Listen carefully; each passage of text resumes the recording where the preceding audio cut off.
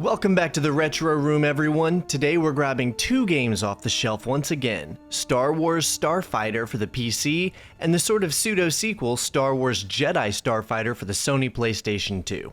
See, I have a serious condition where I can't seem to stay away from old Star Wars content for a reasonable period of time. So here we are again talking about more Star Wars. This franchise is no stranger to flight sims, going back as far as the mid-90s with the more primitive X-Wing and TIE Fighter games.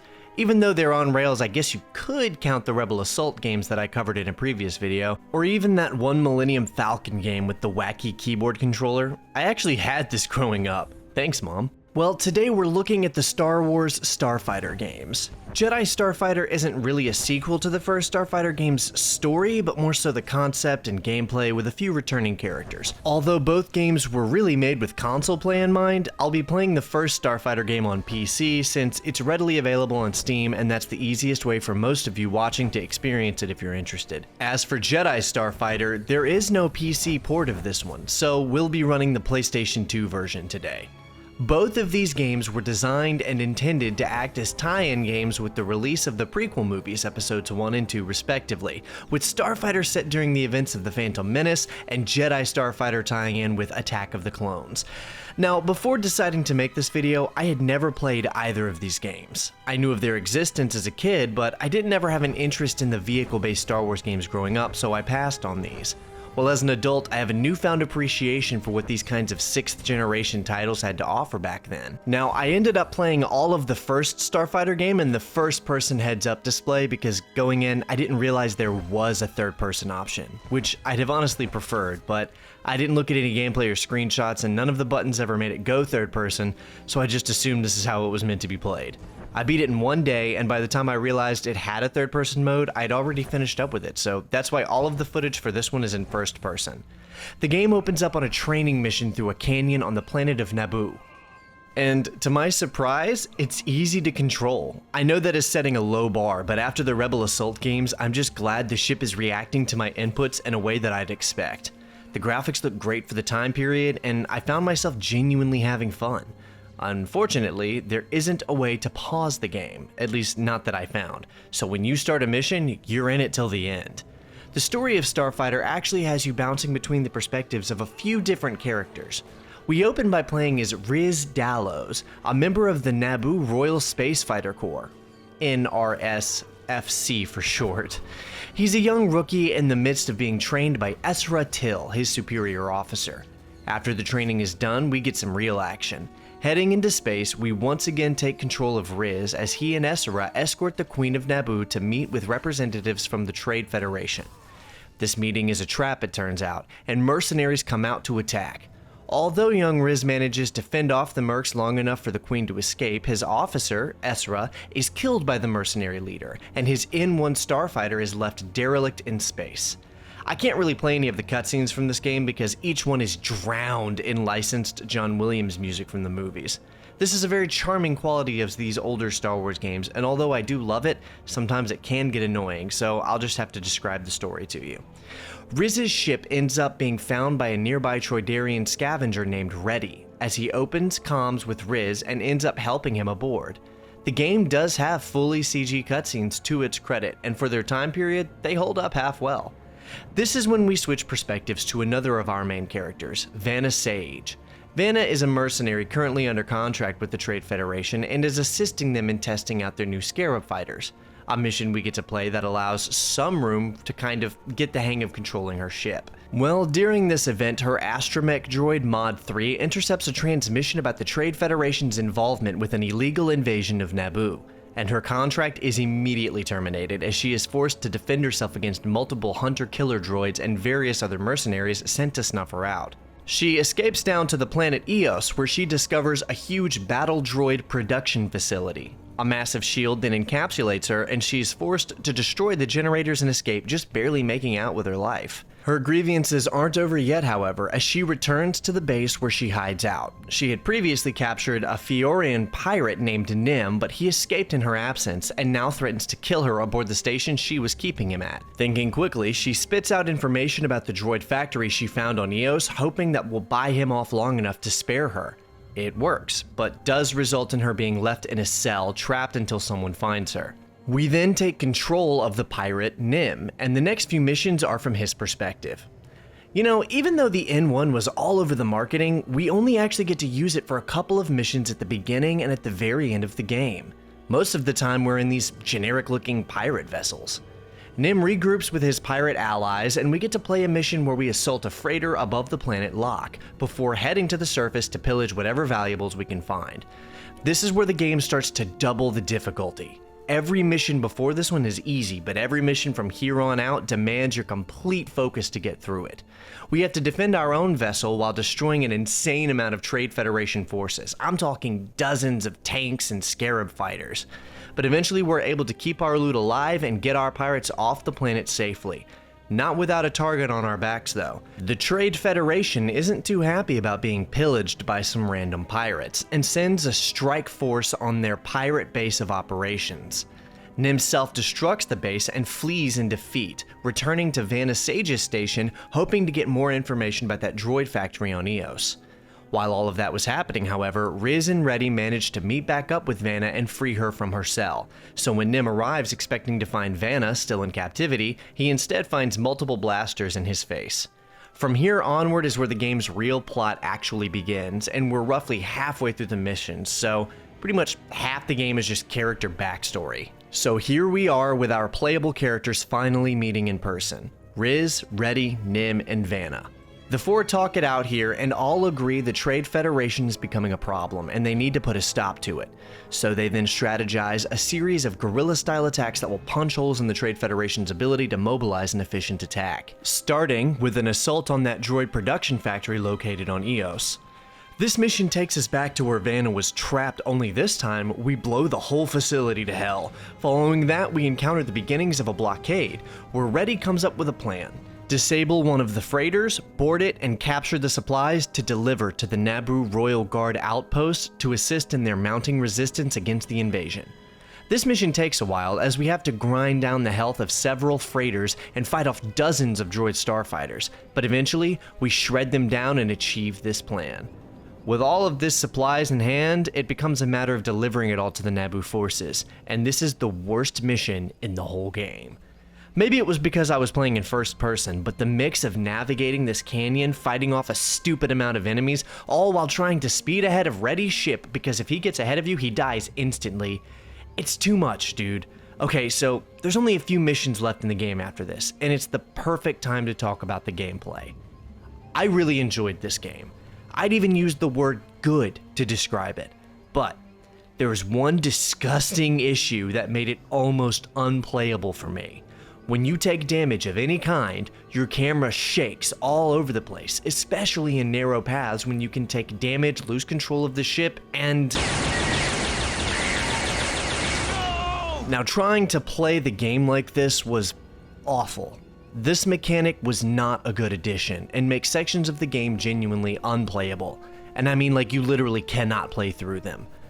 Writing this now with hindsight, however, I've seen what gameplay looks like when playing in third person, like you're supposed to, and it completely rectifies this most glaring problem.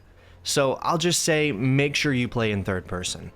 Getting through this mission, we've now got to escort these Naboo boats to an escape ship, and this mission is easy but so beautiful to look at. They really took advantage of the fact that they were making a game set around Naboo because I love this. It looks great. The final two missions are cut and dry, matching up with the grand finale of the first movie. We destroy hordes of tanks and fighters outside the huge bubble shield seen at the end of the first movie. It's a cool sequence, and a really long mission too. Lastly, we face off in the final space battle where I feel they tried to do too much. I'd have been satisfied with a big space battle set around this Trade Federation control ship. But instead, a huge amount of the level is just us flying around inside the ship, blowing out its shields, and tearing things up like Anakin did at the end of the first movie. I feel this took one too many liberties and takes away from the significance of Anakin's actions and what it meant for the Force to guide him through that scenario in the movie. Not a fan that they managed to share credit with Riz, the random Naboo's star pilot rookie. Oh yeah, and the mercenary leader from the second mission who killed your officer Essra comes back and taunts your character through the whole battle until you finally kill him. Then that's it. We get a final cutscene where our characters talk about the good they did and credits roll. I actually really liked this game, but I'm a sucker for Star Wars. As far as flight sims go, there's tons of better ones out there. This one is fun though. Its characters are shallow but sufficient, the settings are enjoyable, and it's always cool to experience other aspects of the galaxy far, far away. So, as I always ask about games on the Retro Room, should you play Star Wars Starfighter? Well, on the one hand, I don't think it's all that special of a game, and that mechanic of shaking your camera around in first person is genuinely game-breaking. On the other hand, that mechanic isn't an issue if you play in third person as intended, and we never see Tatooine in this game, so I'm going to go with yes. If you're into Star Wars, this is a fun little title that you can easily get on Steam, play through in a few short hours, and it's a really fun way to experience new parts of the Star Wars galaxy. Now what about the follow-up, Star Wars Jedi Starfighter? Let's find out. The game brings with it a fresh coat of main menu paint. I'd even go as far as calling it overdone, to be honest. It's a little too much, but whatever. Getting into the game, and we're introduced to a new character on this adventure, Adi Gallia, a Jedi Master tasked with testing out the new Jedi Starfighter prototype. She's a likable character with believable Jedi Master dialogue. A few things to note with Jedi Starfighter. It's a bit longer than the first game, and we only swap between two characters this time, Adi Gallia and Nim, the pirate from the first game. Also like the first game, Jedi Starfighter has its own standalone story that kind of intersects into the main plot of Attack of the Clones, and I genuinely kind of enjoyed it too. With this extended length of game, however, comes a problem that almost plagued the first game but was narrowly avoided, and that's the fact that playing the game gets repetitive and boring before it's over. Star Wars Starfighter is about 3 to 4 hours long. It's a quick in and out of the Star Wars universe that features an intersecting plot with the first movie. Jedi Starfighter, on the other hand, is 5 to 6 hours long. By the time I was in the last 3 missions of this game, I was ready for it to be over. The whole second act of Jedi Starfighter pads its runtime with monotonous missions meant to extend the game's length, and you can tell. Swapping between the two different kinds of starfighters doesn't really help the problem either. Nim's ship plays pretty similar to the first game, but Adi Gallia's ship is the star of the show, because she can use the Force while flying, in quite questionable ways. She can force lightning other ships, slow down time, use the Force to create a shield around herself, and even emit a powerful Force shockwaves that destroys nearby fighters. This is Starkiller level power. Honestly though, the lightning and time powers are pretty much the only ones I used, with the shockwave being more of a novelty that I had to go out of my way to use. I will say, whoever thought of putting a bullet time mechanic into a Starfighter game deserves a promotion, because I did get a couple of really cool moments in space because of it. So what's the story with this one? Well, like I was saying before, this game mostly focuses on Jedi Master Adi Gallia and her involvement with Nim and his pirate gang, the Revenants. Reddy plays a pretty big part in the game, but Vanna Sage from the first game only makes a brief appearance near the very end of the game. Riz Gallows, our hero from the first game, is never even mentioned. The big bad guy in this one is Captain Kavik Toth of Saboth Squadron, a group of highly organized mercenaries currently working alongside Count Dooku to develop a highly dangerous weapon called Trihexalon. The game's whole plot revolves around learning about this Trihexalon weapon and defeating Captain Toth and Saboth Squadron for good. Although the game is longer, it's less convoluted than the first game. Its progression is broken into 3 acts. Act 1 covers Adi Gallia making contact with Nim in the lock system and assisting him with his operation against the Trade Federation. While assisting Nim is when Adi Gallia ends up protecting a city from a horde of Hex missiles that would have otherwise wiped the whole location off the face of the planet. Unfortunately, unlike the first game, this game's plot is surrounded by nearly irrelevant missions of Nim and his crew just raiding and attacking Trade Federation locations. I feel the game would have benefited immensely from cutting about 3 or 4 of these missions and keeping the game's length to around no longer than 4 or 5 hours. Also, remind me to come back later and pick up this scrap. I know a Toydarian on Tatooine who'll pay good credits for this junk. This is the Liberator. There are a series of like 2 missions that revolve around Nim and his gang usurping control of a giant space cannon, and you get to use this thing to shoot a bunch of ships via orbital bombardment style fire. This part was awesome.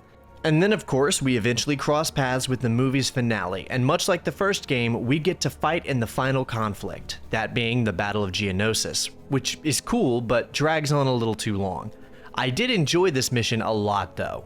The final battle is epic. We head to orbit and take on the Saboeth Squadron fleet head on in one final sequence where Duel of Fates plays for the duration of the mission.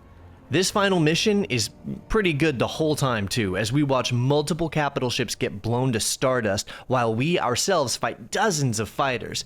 Eventually it all culminates in one final boss battle, which we use the Force to tackle with ease. It's a simple story with a series of simple missions, but highly enjoyable. There's even a few bonus missions in both games too. I didn't mention them because I think they're worth playing for yourself, and I'm not trying to spoil everything, but there's some extra stuff worth checking out. The game even ties into Star Wars Bounty Hunter, a game that I've already covered before with an extensive retrospective. Jango Fett shows up about halfway through the game, and of all people, Longo Two Guns is technically mentioned in the game. Even though it doesn't show up in his Wikipedia appearances, it's very easy to miss, it is there.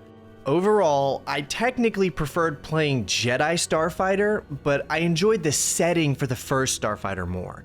So, do I think Jedi Starfighter is worth playing? Well, I kinda answered that a minute ago when I said there's some extra things worth checking out, but I'm going with yes. I had a good amount of fun playing through these, and if you're a Star Wars fan looking to get back into that galaxy far, far away from a fresh perspective, the Starfighter games are a great, albeit flawed, avenue to take. They're both fairly short and low commitment, both have half-decent stories to tell with fun and colorful characters to experience. If you're not a fan of flight sims or games that focus solely on vehicular combat, then this probably isn't a good choice for you. Overall though, I thought it was a fun experience and I'm glad I took the time to play through them. Thanks for watching everyone. Did you ever play either of the Starfighter games? If so, what did you think of them? Drop a comment below to let me know. If you haven't already, consider liking the video and subscribe if you love watching videos about old games like this. If you're really loving the content and you want to support my work, consider becoming a member. You'll get exclusive access to early content for my big long retrospectives, because I make them in parts and release those parts for my members to watch early and then compile them all into one final video for public release. You'll also receive access to exclusive polls and other content. Lastly, if you're wanting to keep up with my day-to-day, I'm pretty active on X. It's the only social media I really use, so consider following me on there. Thanks again, I hope to see you in the next video, and that's all I've got for you.